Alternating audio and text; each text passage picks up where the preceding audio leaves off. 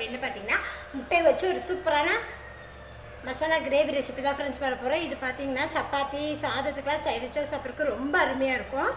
பாருங்கள், முட்டையில் பார்த்தீங்கன்னா நல்லா மசாலா பிடிச்சி ரொம்ப சூப்பராக இருக்குது. பாருங்கள், முட்டை இருந்தால் உடனே இதை போல் செஞ்சு பாருங்கள் ஃப்ரெண்ட்ஸ். சப்பாத்திக்கு இது தவிர வேறு சைடிஷே தேவையில்லை, அந்த அளவுக்கு இதோட ருசி இருக்குது. சிம்பிளாகவும் டேஸ்ட்டாகவும் இது எப்படி செய்யலாம் நம்ம வீடியோவில் போய் பார்க்கலாம். வீடியோக்குள்ள பார்க்க முன்னாடி எங்கள் சேனல் நீங்கள் இதுக்கு சப்ஸ்கிரைப் பண்ணிக்கலாம், சப்ஸ்கிரைப் பண்ணிக்கோங்க. பக்கத்துக்கு இருக்கிற பெல்லையை கிளிக் பண்ணுங்கள். வீடியோவை ஸ்கிப் பண்ணாமல் பாருங்கள். முட்டை மசாலா கறி பண்ணுறதுக்கு பார்த்தீங்கன்னா 6 முட்டை வேக வச்சு வச்சுருக்கேன். இந்த முட்டையை 2ஆக கட் பண்ணி எடுத்துக்கலாம். மிக்ஸி ஜாரில் 2-3 பீஸ் பார்த்தீங்கன்னா பட்டை பொடி எடுத்துருக்கேன். இது கூடவே 3 ஏலக்காய் 3 கிராம் இது மிக்ஸி ஜாரில் சேர்த்துக்கேங்க. இது கூடவே பார்த்தீங்கன்னா 5 பல்லு பூண்டு, 1 துண்டு இஞ்சி, 50 கிராம் அளவுக்கு சின்ன வெங்காயம் எடுத்துக்கோங்க. அதாவது 10லேருந்து 12 வந்திருக்கு சின்ன வெங்காயம்.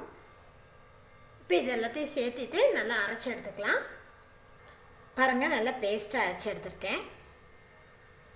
பேன் எடுத்துருக்கேன், பேன் சூடாகிடுச்சு. இப்போ இது கூட பார்த்திங்கன்னா 5 டீஸ்பூன் அளவுக்கு நம்ம எண்ணெய் சேர்த்துக்கலாம். எண்ணெய் சூடாகவே இதில் பார்த்திங்கன்னா 2 பீஸ் சின்ன பீஸாக 2 பீஸ் பட்டை சேர்த்துருக்கேன். கூடவே ஒரு பிரியாணி இலை, எண்ணெயில் பொரிஞ்சுமே பார்த்திங்கன்னா 1 டீஸ்பூன் அளவுக்கு ஜீரகம் சேர்த்திக்கலாம். இதில் எண்ணெயில் பொரிஞ்சதுமே நம்ம அரைச்சி வச்சுருக்கிறேன் பேஸ்ட் இதில் சேர்த்துக்கிறோம். சேர்த்துட்டு இஞ்சி பூண்டு பேஸ்ட்டு வெங்காயத்தோட பச்சை வாசம் போகிற அளவுக்கு நல்லா வதக்கி விட்டுக்கிறோம்.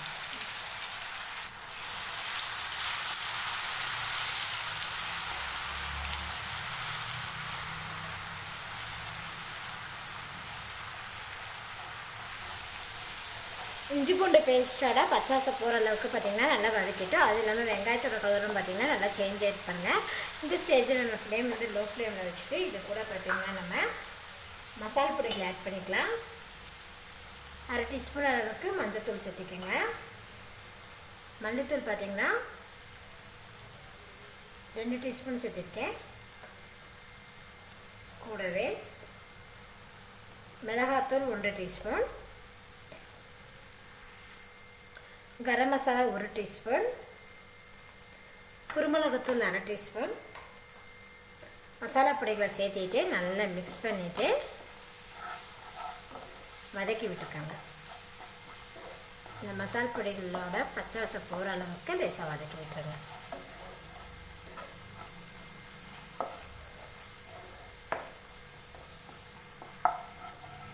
மசாலா பொடிகளை சேர்த்துட்டு நல்லா வதக்கி விட்டுட்டு இப்போ ஃப்ளேம் வந்து ஹை ஃப்ளேமில் வச்சுட்டு 3 தக்காளி பழத்தை பார்த்திங்கன்னா அரைச்சி வச்சுருக்கேன், அது இதில் சேர்த்திக்கலாம்.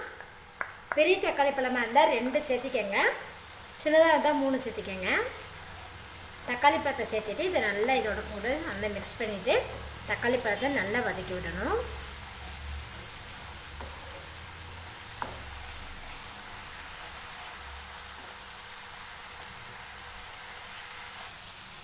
தக்காளி விழுத பார்த்திங்கன்னா நல்லா வதக்கிட்ட பாருங்கள், எண்ணெயே தெரிஞ்சு பார்த்திங்கன்னா மேலே வந்திருக்கு. இப்போ இது கூட பார்த்திங்கன்னா நம்ம 2 கப் அளவுக்கு இதெல்லாம் கெட்டியான தேங்காய் பால் சேர்த்திருக்கேன். இது வந்து ஆப்ஷனல் தான், சேர்த்திட்டிங்கன்னா உங்களுக்கு வந்து பார்த்திங்கன்னா குழம்பு கொஞ்சம் அதிகமாகவும் இருக்கும். அதே சமயம் தேங்காய் பால் சேர்த்தும் போது நல்லா டேஸ்ட்டாகவும் இருக்கும். தேங்காய் பால் சேர்த்துட்டு நல்லா மசாலாவோட நல்லா மிக்ஸ் பண்ணி விட்டுக்கோங்க. இது கூடவே பார்த்திங்கன்னா தேவையான அளவுக்கு உப்பு சேர்த்திக்கங்க. நான் வந்து கல் உப்பு தான் சேர்த்துருக்கேன். உப்பு சேர்த்துட்டு இதை நல்லா மிக்ஸ் பண்ணி விட்டுக்கலாம். ஹை ஃப்ளேமில் பார்த்திங்கன்னா 5 நிமிஷம் இதை நம்ம குக் பண்ணிக்கலாம். 5 நிமிஷம் பார்த்திங்கன்னா நல்லா ஹை ஃப்ளேம்லேயே வச்சுட்டேன். பார்த்திங்கன்னா இப்போ மசாலா பார்த்திங்கன்னா நல்லா குக் ஆகிருக்கு பாருங்கள். இந்த பச்சை வாசமெல்லாம் இல்லை, எண்ணெயே தெரிஞ்சு வந்திருக்கு பாருங்கள். இப்போ இது ஒரு டைம் நல்லா கலந்து விட்டுக்கலாம்.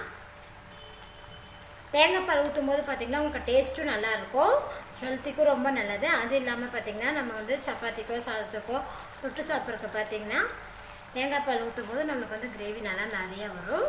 அதுக்காக தான் சேர்த்திருக்கேன். இப்போ இது கூட பார்த்திங்கன்னா நம்ம என்ன சேர்த்து போகிறோம் அப்படின்னு பார்த்திங்கன்னா வேக வச்சுருக்கிற முட்டையை பார்த்திங்கன்னா நான் கட் பண்ணி வச்சுருக்கேன் ரெண்டாக, அது இதில் சேர்த்துக்கலாம்.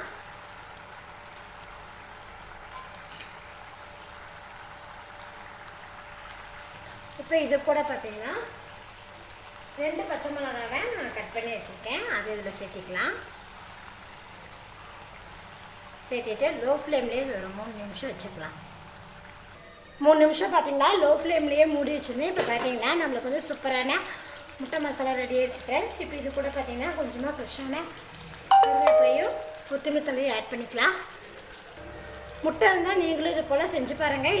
இது வந்து பார்த்திங்கன்னா சப்பாத்தி வைக்கலாம், சைடிஷாக சாப்பிட்றதுக்கு ரொம்ப அருமையாக இருக்கும் ஃப்ரெண்ட்ஸ். முட்டையில் பாருங்கள் நல்லா மசாலா பிடிச்சிருக்கு.